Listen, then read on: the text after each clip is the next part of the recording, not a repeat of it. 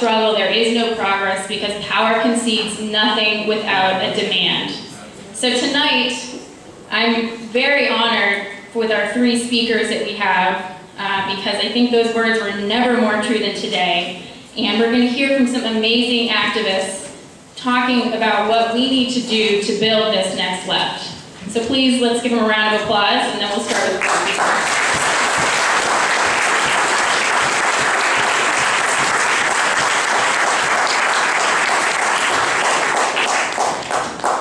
So we're going to start with John Nichols.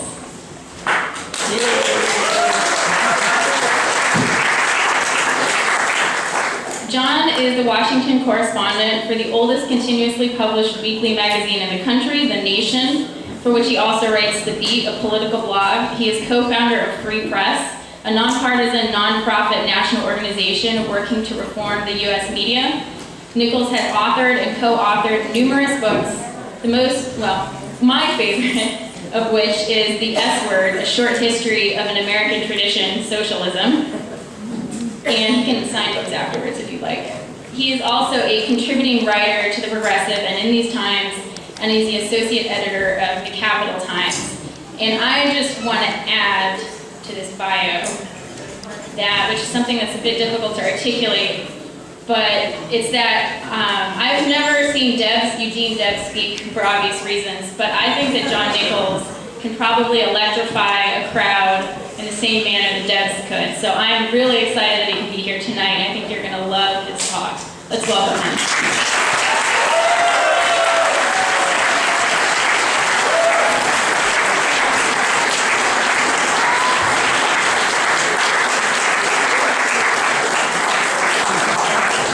Thank you, Maria.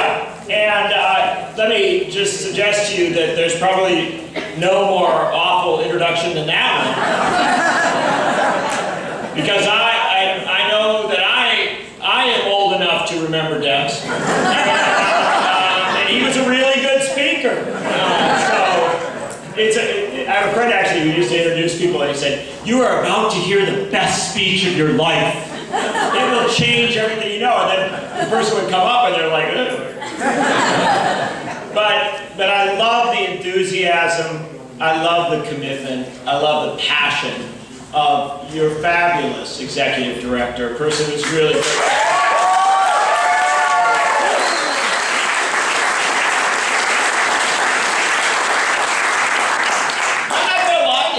DSA, sometimes a little bit of the age demographic issue. It's not bad to have somebody who can remember college very clearly.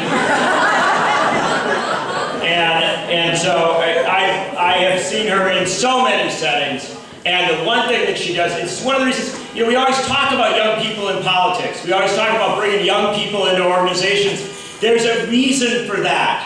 They have a passion, and they refuse to back down, and they bring these new ideas. They say, yeah, we've got to talk about these, we've got to use this blunt language. I think Maria has brought so much to DSA, and I really do think that at this point, as we look at this packed room tonight, you see something's happening in America, or at least in Oakland.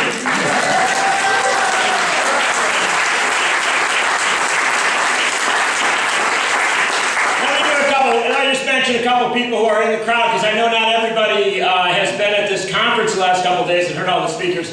But if you don't know David Green, who is the fabulous organizer of DSA in Detroit,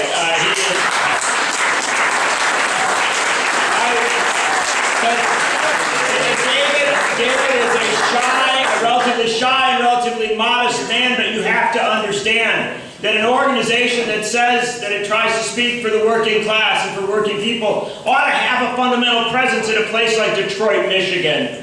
And when I went out to Detroit last fall, shortly after the election, I spoke at the local 600 United Auto Workers Hall at their annual, is it the Debs Thomas Harrington Conyers, whatever was on the list, dinner, and it was packed with folks, and you saw labor leaders and elected officials. Congressman John Conyers came, and you realize that here's an example of a DSA local that is really strong and a presence. And where more important than in Detroit, Michigan, where they are trying to bankrupt that city, a Republican governor taking over a city that didn't give 6% of its vote to Republicans.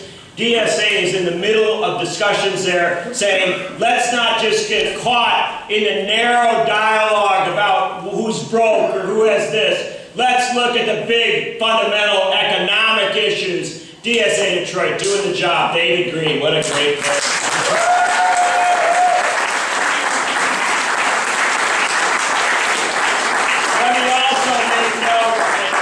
Let me also make note that I don't know whether Maria will spend her lifetime as the executive director of DSA. Some folks do. And Frank spent a good portion of a lifetime doing a damn good job.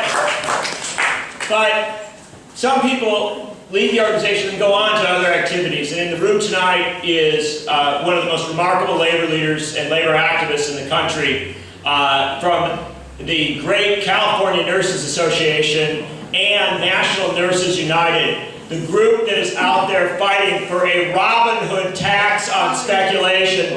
Please welcome our friend Michael White, the political director of DSA, former executive director of DSA. So I'm now going to begin going row by row and introducing. A lot of people asked me why I wrote the book, The S Word. And The S Word, short history of, I can remember the subtitle, Short History of an American Tradition, Socialism. The reason I wrote it was not because of the great history, not because I, as a young man, was able to introduce Michael Harrington when he spoke at my college and was able to spend a lot of time with my dear friend Frank Zeidler, the last socialist mayor of a great American city, Milwaukee, who only died a couple of years ago. The reason I wrote The S Word was because of my absolute passion for Sarah Palin. It's an intellectual thing, I want you to know that. Because I'm watching Hannity, right? And I know that's another problematic moment, but so I got, flipping through Fox there. Watching Hannity, this is right after Barack Obama was elected President of the United States. And I'm not making this up. Hannity and Sarah Palin are sitting there talking about weatherization. Like when you like put a little taper on your windows to make sure the cold doesn't get in. And I don't even remember why this happened, but Barack Obama and his administration proposed some sort of grant, a little bit of aid to people that put better windows on their houses. Some women nodding here, so it did happen. And it was the main environmental initiative of the administration. And so it's going to put some weatherization. And Sean Hannity, literally, Sean Hannity says to Sarah Palin, they're doing this weatherization stuff, and you know what that is. And Sarah Palin goes, yeah, they're requiring people, they're urging people, they're really pressing them to do it. And Hannity says, yeah, you know what that is. And Palin pauses for dramatic effect and goes, socialism. And I thought to myself, this is great, this is it, right? Because this is one of your broader definitions of the concept. Yeah, it's interesting, and the ideas are being introduced to a broader audience, the Fox viewers, and I thought this is the time at which to take a pause and recognize that the S Word is alive in our communities. It's alive in our political life. It's everywhere with us, and yet it is so little discussed and so little understood that someone like a Newt Gingrich can go on television. Oh, come on. He's actually now a moderate Republican. When you get Ted Cruz out there, the space it really shifts over. But someone like a Newt Gingrich can go on television and talk about the foreign ideology, the imported foreign ideas of social democracy, democratic, so these distant ideas that have nothing to do with America. And my friend, my man, Glenn Beck, He wrote a book a couple years ago, and because I was writing the S word and had to deal with some of this stuff, it was my first Glenn Beck book that I had read. And it was called Glenn Beck's Common Sense. And it was television personality Glenn Beck reflects on Tom Paine's common sense. And interestingly enough, there were only 6 mentions of Tom Paine in the several hundred words. But there were hundreds of mentions of Glenn Beck. And so he's maybe a little out of sync with Paine. But he was trying to claim Tom Paine for the right. Trying to say that Tom Paine was a right-wing thinker. And I believed it right until I walked into the Humanist Hall tonight and I saw above the stage a quote from Tom Paine, which I hope I got. Is it, the world is my country to do good? Yeah, let's do that one more time.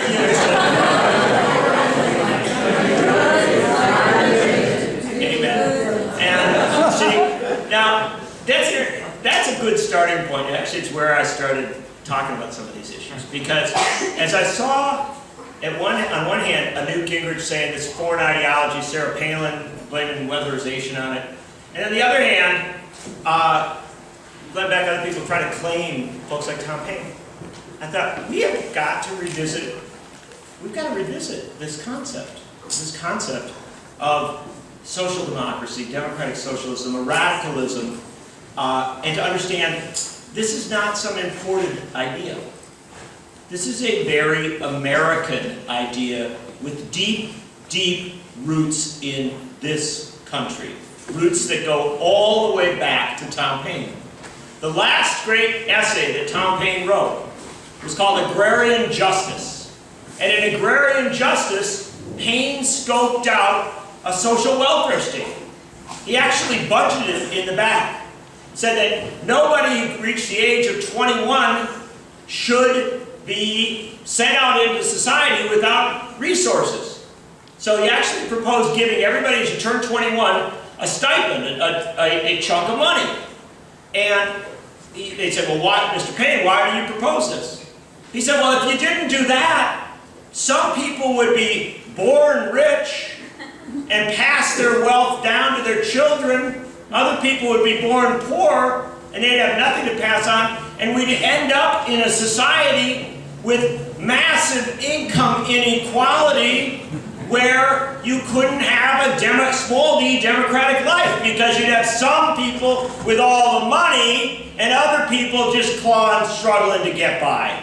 And Paine said, that's no way to make an America. That's no way to make a country. And so Paine came up with an idea, and it was a novel notion. Tax the rich and redistribute the wealth to the poor so that you can have a fair and just society.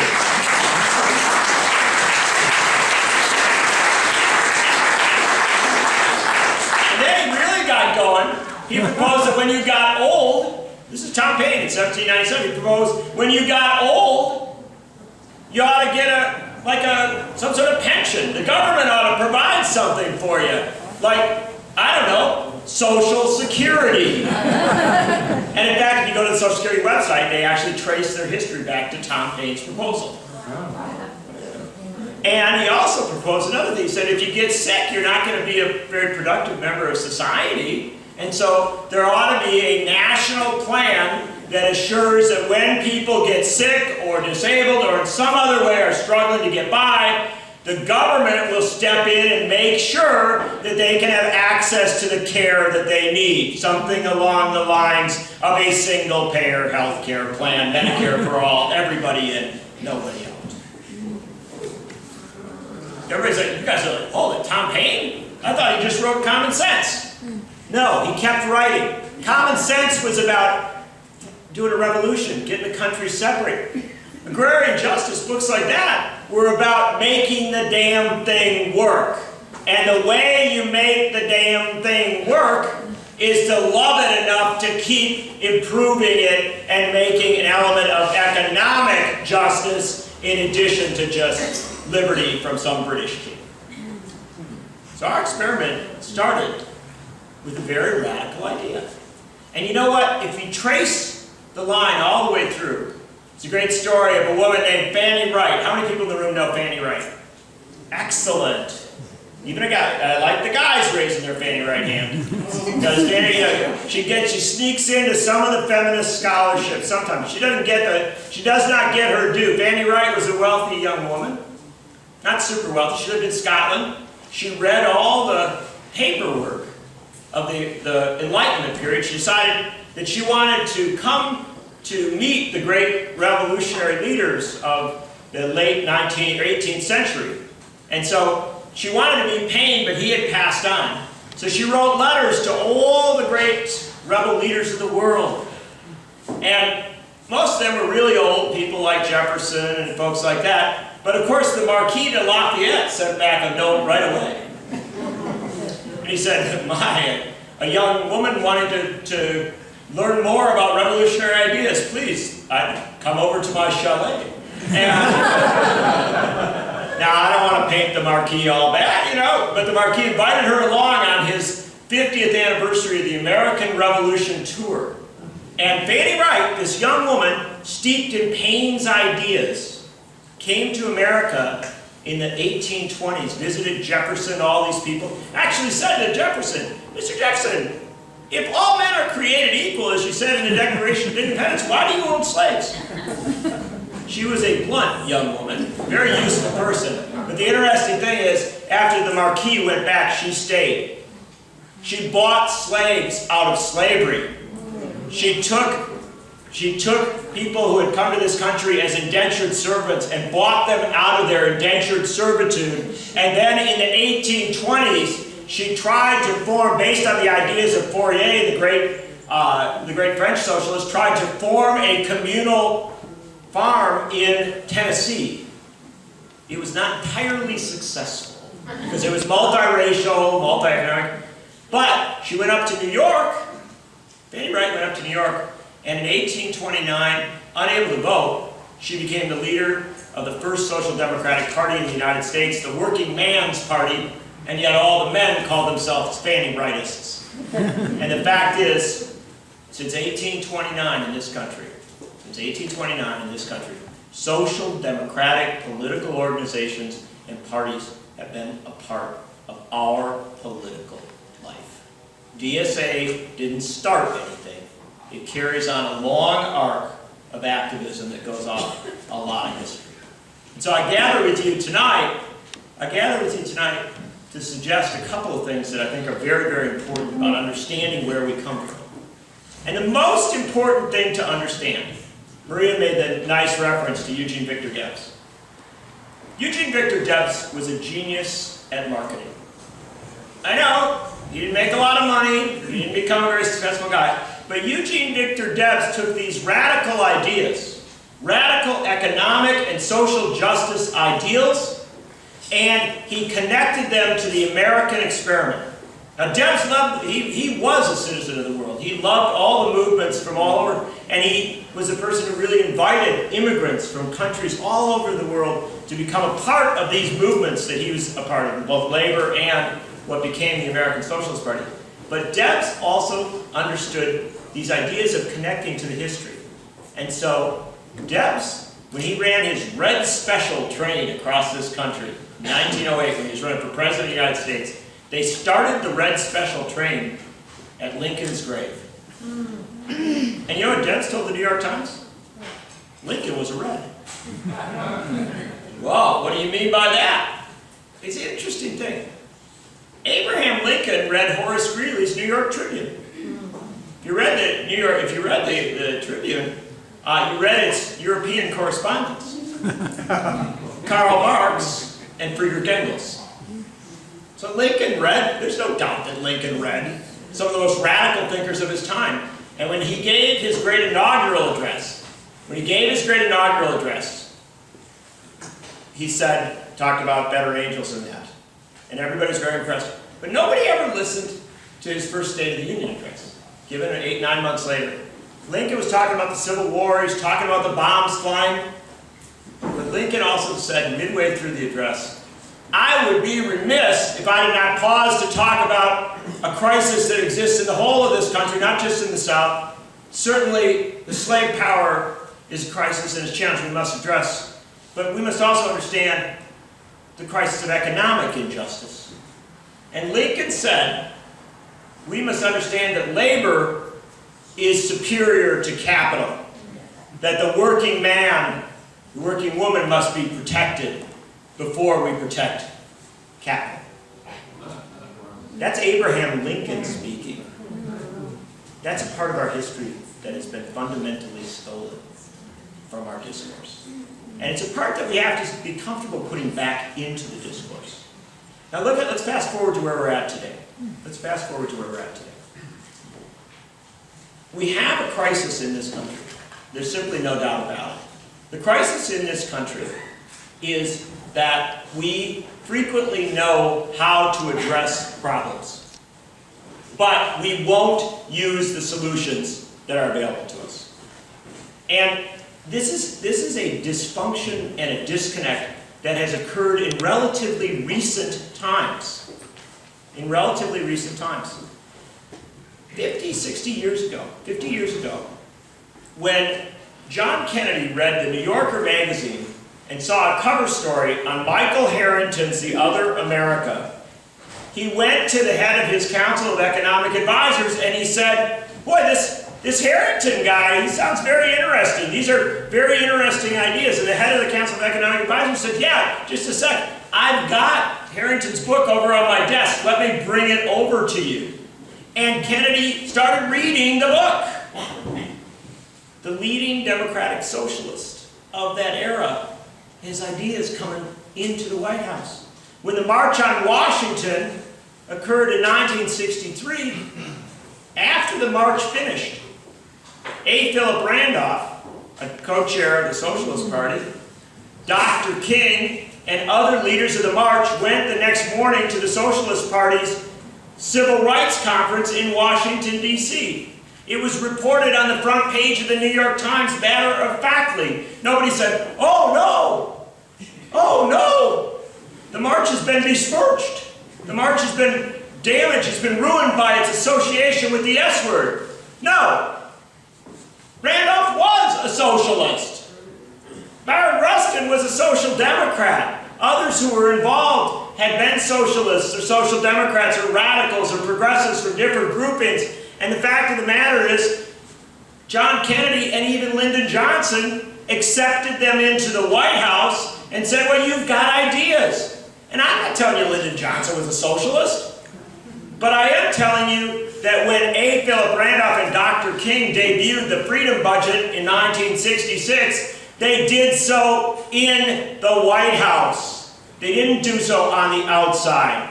Ideas of economic and social justice were once invited into our political discourse. Now, at every turn, they're pushed out. And when a crisis occurs, the social democratic proposal to repair it is the first one taken off the table. So imagine we're going to fix our healthcare system in America. What's the first thing that everybody in Washington says, except for John Conyers and a couple other decent people? But the first thing they say is, well, the one thing we're not going to do is a single-payer Medicare for all plan. We're not going to do what other countries around the world do because...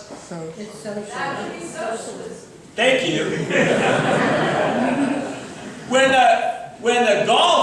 when the BP rig blows up and they flood oil into the Gulf and it's destroying a huge ecosystem, it's a simple solution, right? The government should come in, take over the space, take over the properties there and say, until we get this cleaned up, we're in charge of this mess. But instead, what the government said is, oh, we'll let BP come up with a plan. And so we watched on TV day after day after day as things got worse and worse and worse. Why didn't we say the logical thing that we would send in the Army Corps of Engineers and other groups that know how to do this stuff, and we, the people, would fix it, not the corporations? What was the problem there? And when the biggest banks in country drove the economy into absolute crisis. Instead of saying, well, these are irresponsible people, they shouldn't ought to be controlling the whole of the economic system with too big to fail banks, instead of breaking the banks up and creating real fundamental alternatives to huge banks that take and do not give, instead of saying if there's a mortgage crisis, why doesn't the federal government, instead of giving money to the banks, give money to the people whose mortgages are underwater and help them build themselves back up? We gave billions to the banks, hundreds of billions, trillions to the banks. Why didn't we do the right thing?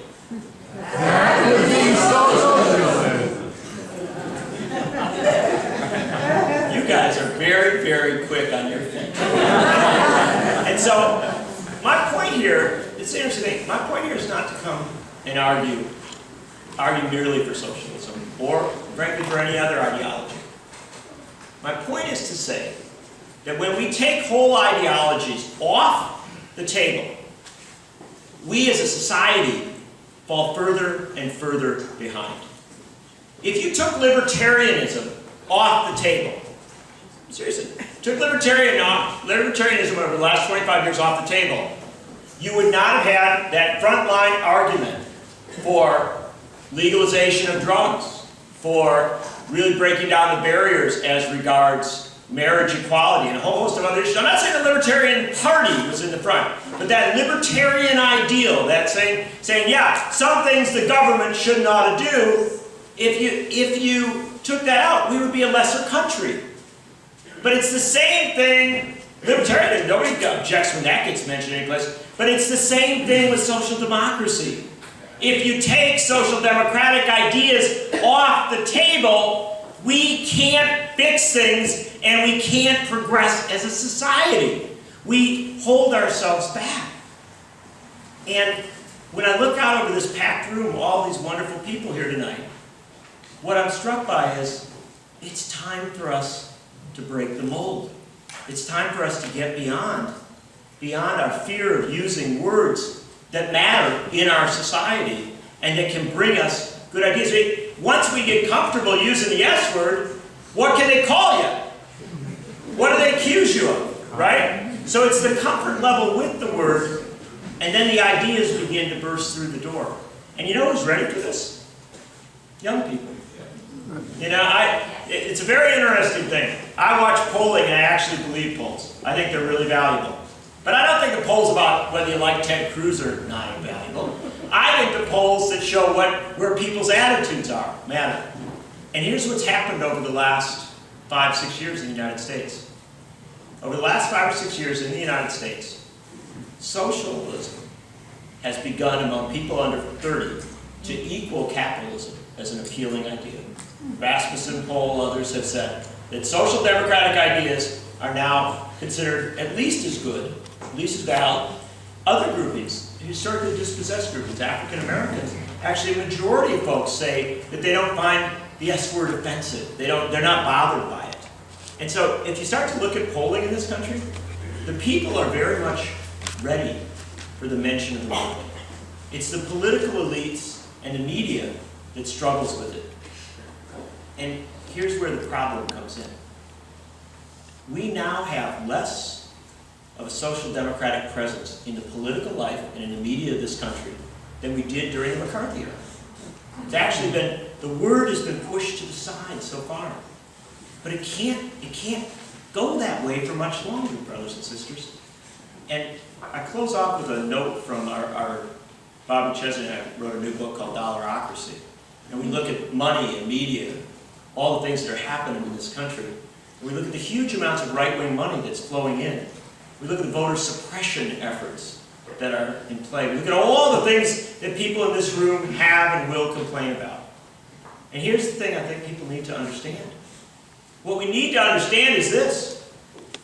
Concentrated economic power is now forced to create its own media systems, to spend immense amounts of money to consolidate and control what we hear and how we discuss things. It is concentrated economic power is flooding money into our politics. Last year, a $10 billion election cycle.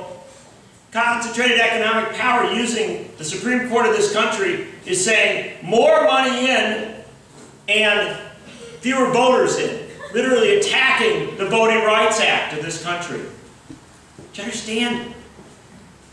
Concentrated economic power knows that they're on the losing end of the discourse.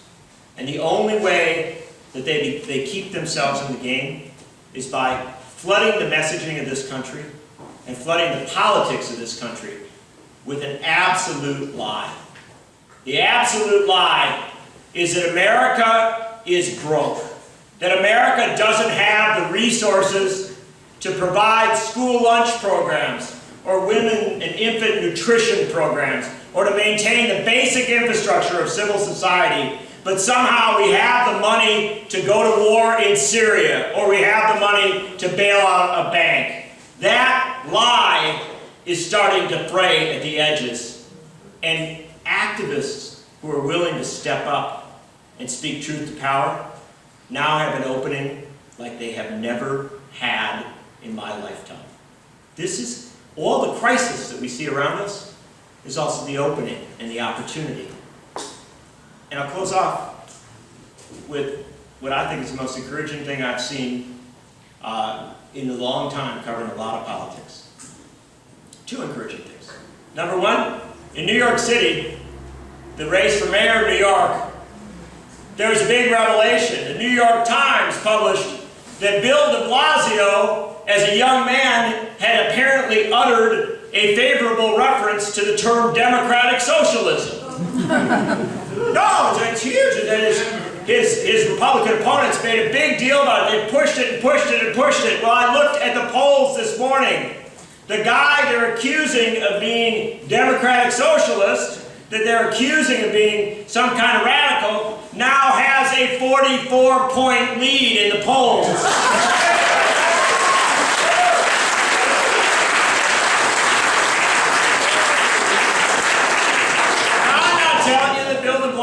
Some kind of democratic socialist. I'll let him speak for himself, but what I will tell you is this. The use of that term didn't scare anybody away. In fact, it looks like there's a decent chance it might have helped a little bit.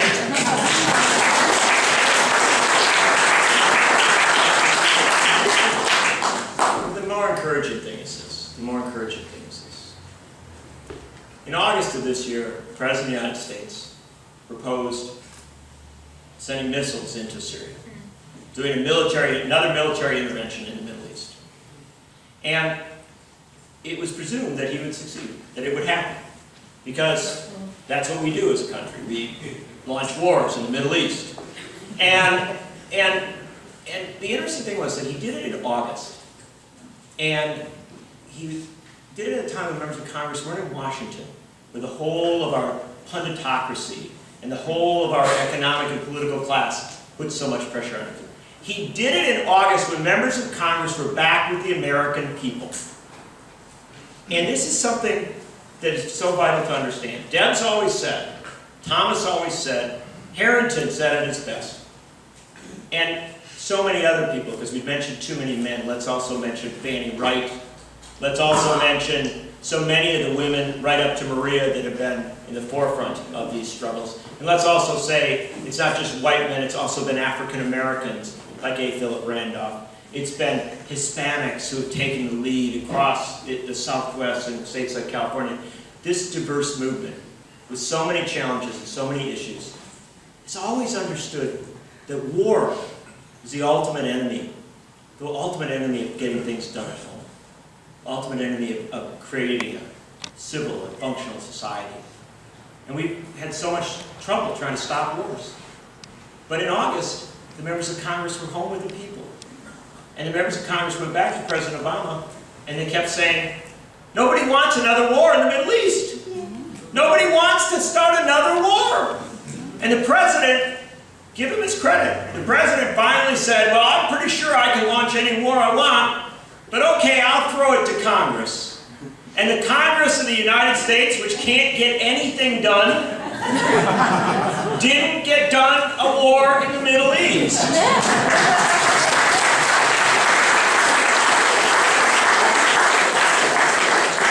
But it gets better. Then, Vladimir Putin steps in and writes an op-ed in the New York Times. Who knew that an op-ed in the New York Times could shift the whole of our politics? And then everybody, our media, which never does us any favors, our media said, oh, well, see, it was Putin that got us out of that thing. Or it was Kerry because he misspoke that got us out of that thing. They would never, ever give credit to the American people for actually getting a message to Congress that they didn't want to spend more money on armaments that could go to schools and to communities and to infrastructure and to jobs.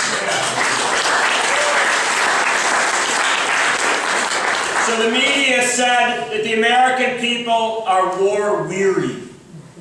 Right? Remember that? They said everybody's war weary. Like, the American people love a good war. There's nothing they like better than a good whopping war someplace on the other part of the world. We love having wars, but we're tired this week. We haven't finished our vacation. Give us a few days. We'll be ready for a war. Well, the media, on so many issues, got that one wrong. They had one extra letter. America wasn't war weary. Take the E out. America was war weary. The American people evolved. They learn along the way. They see that wars in the Middle East haven't made things better in this country and haven't made things better in the Middle East. And why would we presume that an American people who can learn about something so fundamental as war might not also evolve and learn about something so fundamental as economic justice?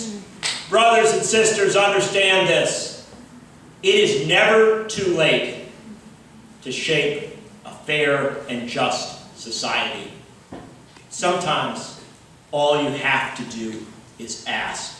And I'm honored tonight to be with a group of people carrying on a great American tradition of asking that this country realize the promise of Tom Paine, that we be not just a political democracy, but an economic democracy.